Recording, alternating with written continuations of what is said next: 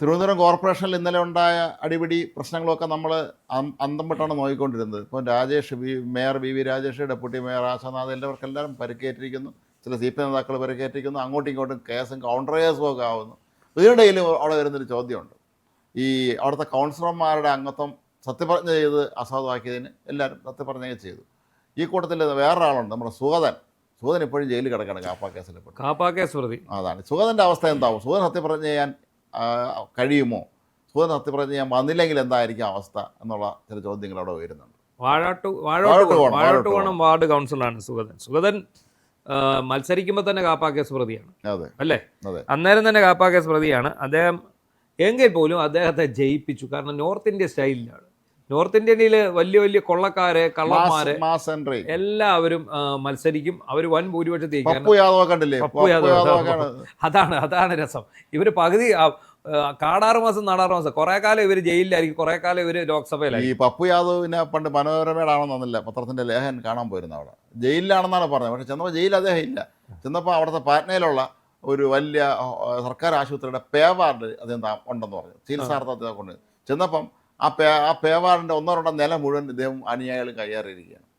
അപ്പോൾ അദ്ദേഹം പറയുന്നു, നിങ്ങൾ അപ്പോൾ ഈ വന്ന മാധ്യമപ്രവർത്തനം അദ്ദേഹം പറയുകയാണ്, നിങ്ങൾ നേരത്തെ അറിയിച്ചിട്ട് വരണമായിരുന്നു. എന്താണ് കാര്യം? അല്ല, നിങ്ങൾക്ക് ഞാൻ മട്ടൻ പുലാവ് ഉണ്ടാക്കി തരുമായിരുന്നു. നിങ്ങൾ അറിയിക്കാതെ വന്നതുകൊണ്ട് വലിയ ഭക്ഷണം ഇവിടെ തരാനില്ല എന്നുള്ളതാണ്. മാത്രം ഇദ്ദേഹത്തിൻ്റെ പപ്പു യാദവിൻ്റെ രീതി, അദ്ദേഹം ഒരുപാട് പ്രശ്നങ്ങൾ ഉണ്ടാക്കുന്ന ആളാണ്. പക്ഷേ സ്ത്രീകൾക്ക് നേരെയുള്ള അതിക്രമം അദ്ദേഹം അംഗീകരിക്കില്ല. അങ്ങനെ നടത്തിയാൽ അവൻ്റെ കാലടിച്ചൊടിക്കുക എന്നുള്ളതാണ് പുള്ളിയുടെ സിദ്ധാന്തം. അതായിരിക്കും പുള്ളിയുടെ ഗുണ്ടായുസം. അതാണ് പുള്ളിയുടെ രീതി. പുള്ളി മാസമാണ്, കൊലമാസാണ് പുള്ളി. അതുപോലെ ഈ സുഗതനും കൊലമാസാണ്. സുഗതനെ കണ്ടില്ലേ, നല്ല പേഴ്സണാലിറ്റി ഉള്ള ഒരാളാണ്.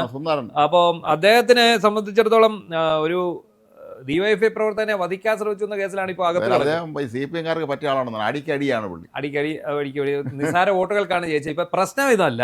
ഈ സുഗതന്റെ എങ്ങനെയെങ്കിലും LDF-നും UDF-നും ഈ സുഗതന്റെ കൗൺസിലർ സ്ഥാനം ഇല്ലാതാക്കണം. അതായത് അയാളെ അയോഗ്യനാക്കണം. അതിനുവേണ്ടിയുള്ളൊരു നീക്കം നടക്കണം. ഇന്നലെ നടന്ന അടിപിടിക്കകത്ത് എല്ലാവർക്കും എതിരെ കേസ് വന്നിട്ടുണ്ട്. ഈ 20 പേരിൽ 19 പേരും കഴിഞ്ഞ ദിവസം സത്യപ്രതിജ്ഞ ചെയ്തു. രണ്ടാമത് അത് എല്ലാം വളരെ പെട്ടെന്നായിരുന്നു. VV രാജേഷ് കുറേ പേരെ വിളിക്കുന്നു, ഇവരെ വിളിക്കുന്നു, സത്യപ്രതിജ്ഞ ചെയ്യുന്നു. പുതിയ പരാതി ഉയർന്നു വന്നിട്ടുണ്ട്. ഇത് ചട്ടലംഘനമാണ്, വീണ്ടും സത്യപ്രതിജ്ഞ ചെയ്യേണ്ടി വരും. അല്ല, ശരിക്കും പറഞ്ഞാൽ നമ്മൾ കഴിഞ്ഞ ദിവസം പറഞ്ഞാൽ BJP നേതൃത്വക്കാർ ആദ്യം ശ്രദ്ധിക്കണമായിരുന്നു. ഈ മാസമായിട്ട് റീൽസ് ചെയ്യാൻ വേണ്ടി വേറെ ദൈവത്തിൻ്റെ പേരെ വിളിച്ച് ഇങ്ങനെ സ്ലോ മോഷനിൽ നടന്നൊന്ന് സത്യപ്രതിജ്ഞ ഒരു കാര്യമില്ല. അത് നമ്മുടെ ഗവർണർ ആർലേക്കർ വിജയന് പറഞ്ഞു കൊടുത്തതാണ്. അതുപോലെ അവർ പറഞ്ഞാൽ മതിയായിരുന്നു. നിങ്ങൾ മര്യാദയ്ക്ക് അവിടെ നിന്ന് ഭരണഘടന അനുശാസിക്കുന്ന രീതിയിൽ സത്യപ്രതിജ്ഞ ചെയ്താൽ പറഞ്ഞാൽ മതിയായിരുന്നു. പറഞ്ഞില്ല. അല്ല, ഇതിന്റെ ഒരു താരതമ്യം ഞാൻ ഈ കഴിഞ്ഞ ദിവസം റീൽസ് ആയിട്ടാണ് കണ്ടത്.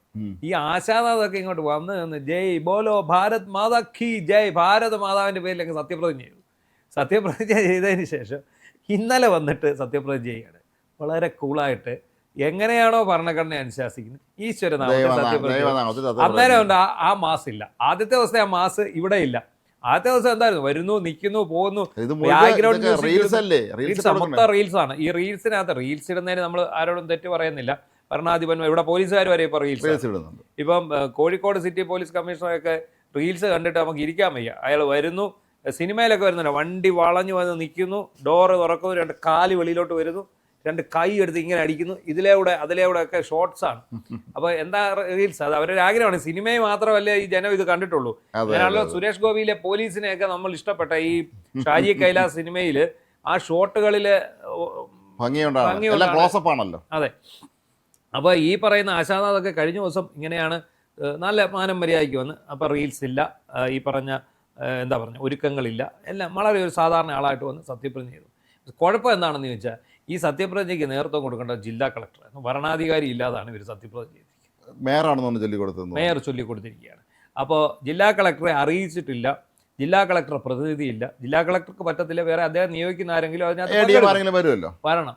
അപ്പോൾ അത്രയും സംഭവങ്ങൾ പറഞ്ഞു. പക്ഷേ BJPക്ക് അതിന് എതിർവാദമുണ്ട്. അവർ പറയുന്നത് ഞങ്ങൾ ജില്ലാ കളക്ടറെ അറിയിച്ചു, അദ്ദേഹം നടത്തിക്കൊള്ളാൻ അനുമതി തന്നു, കുഴപ്പമില്ല എന്ന് പറയുന്നത്. പക്ഷേ BJP, CPM-ഉം LDF-ഉം UDF-ഉം ഇത് ചൂണ്ടിക്കാട്ടി നേരെ ഇവിടെ പോവാം, കോടതിയിലേക്ക് പോവാണ്, ഇവരെ അയോഗ്യത കൽപ്പിക്കണം എന്ന് പറഞ്ഞാണ്. അപ്പൊ ഇങ്ങനെ 19 പേരും ഇന്നലെ കഴിഞ്ഞ ദിവസം സത്യപ്രതിജ്ഞ. സുഗതൻ മാത്രം അകത്ത് കിടക്കണം. അപ്പൊ സുഗതനെ പല രീതിയിൽ ഇല്ലായ്മ ചെയ്യാനാണ് ഇവരുടെ പ്ലാൻ. അതായത് 4 ആഴ്ചക്കുള്ളിൽ വീണ്ടും സത്യപ്രതിജ്ഞ ചെയ്യണമെന്ന്. സുഗതന് ഈ പറഞ്ഞ പോലെ ഏതോ ദൈവത്തിന്റെ പേരിലാണ് സത്യപ്രതിജ്ഞ. അപ്പം അദ്ദേഹം സത്യപ്രതിജ്ഞ ചെയ്യണമെങ്കിൽ അദ്ദേഹം കോടതി അനുവദിക്കണം. കോടതിയുടെ അനുവദിച്ച് കാവലിൽ വേണമെങ്കിൽ കോടതി സമീപിച്ച് അനുവദിക്കുമായിരിക്കും, അനുവദിച്ചേക്കാം. പക്ഷേ ഇവിടെ അവർ പിടിക്കുന്നത് സുഗതൻ സത്യപ്രതിജ്ഞ ചെയ്യുവോ ചെയ്യാതിരിക്കുവോട്ടെ, അയാൾ കൗൺസിൽ യോഗങ്ങളിൽ തുടർച്ചയായി ഹാജരാകുന്നില്ല എന്നുള്ള അങ്ങനെയായിരുന്നു കഴിഞ്ഞ ദിവസങ്ങളിലൊക്കെ തന്നെ വ്യാപകമായ രീതിയിൽ പ്രചരണം നടന്നിരുന്നത്. 3 കൗൺസിൽ യോഗങ്ങളിൽ നിന്ന് വിട്ടു നിന്നിരുന്നു.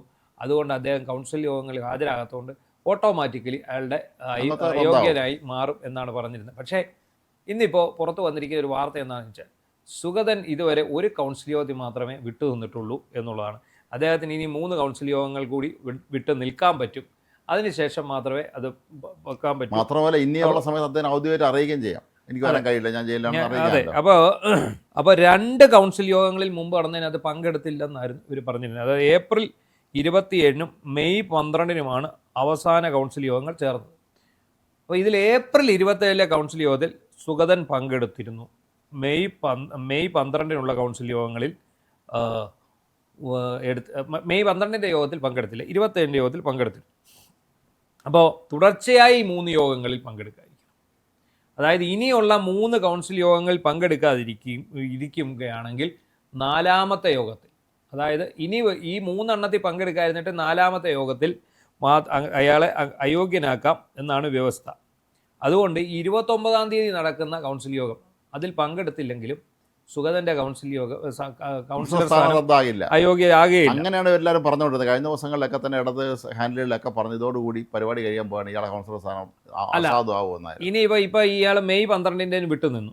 ഈ തിങ്കളാഴ്ച നടക്കുന്നതോടെ വിട്ട് നിൽക്കുമ്പോൾ 2 ആകും. അതിനുശേഷം ഒരു കൗൺസിൽ യോഗത്തിൽ കൂടി അയാൾ വിട്ടു നിൽക്കുമ്പോൾ മാത്രമേ ഈ അയോഗ്യതാ പ്രശ്നം വരുന്നുള്ളൂ. അപ്പോൾ എന്താണ് കാര്യമെന്ന് ചോദിച്ചാൽ സുഗതൻ തൽക്കാലം സേഫാണ്. സുഗതൻ പോകരുത്, ജഗതി പറഞ്ഞ പോലെ സുഗതൻ പോകരുതെന്ന് പറഞ്ഞ പോലെ സുഗതൻ പോകരുത്. സുഗതൻ പോകാൻ സമയമായിട്ടില്ല. കാരണം സുഗതൻ ഇതിനോടകം എന്തായാലും സത്യപ്രതിജ്ഞ ചെയ്യും. ഹൈക്കോടതിയിലെ സമീപിച്ചിട്ടുണ്ട്. കോടതിയുടെ ഉത്തരവോടുകൂടി 1-2 ദിവസത്തേക്ക് അല്ല 1 ദിവസം ഈ സത്യപ്രതിജ്ഞ ചെയ്യുന്നതിന് വേണ്ടി ജാമ്യം എടുത്തുകൊണ്ട് അയാൾ വന്ന് സത്യപ്രതിജ്ഞ ചെയ്ത് പോകാനുള്ള സാധ്യതയുണ്ട്. അതിനോടകം തന്നെ നാച്ചുറൽ ജാമ്യം കിട്ടി അദ്ദേഹത്തെ, ഇവർ നാച്ചുറൽ ജാമ്യം കൊടുക്കാതിരിക്കാനാണ് ശ്രമിക്കുന്നത്. നാച്ചുറൽ ജാമ്യം കിട്ടി അദ്ദേഹത്തെ വീണ്ടും ഇവിടെ എത്തിക്കാനുള്ള ഒരു ശ്രമമായിരിക്കും നടക്കുക. എന്തായാലും സംഗതി ഗംഭീരമാണ്. ഈ സുഗതൻ്റെ ഈ അറ്റൻഡൻസിനെ സംബന്ധിച്ചുള്ള വാർത്തകൾ മുഴുവൻ വ്യാജമായിരുന്നു എന്നാണ് നമ്മളിപ്പം കരുതാൻ.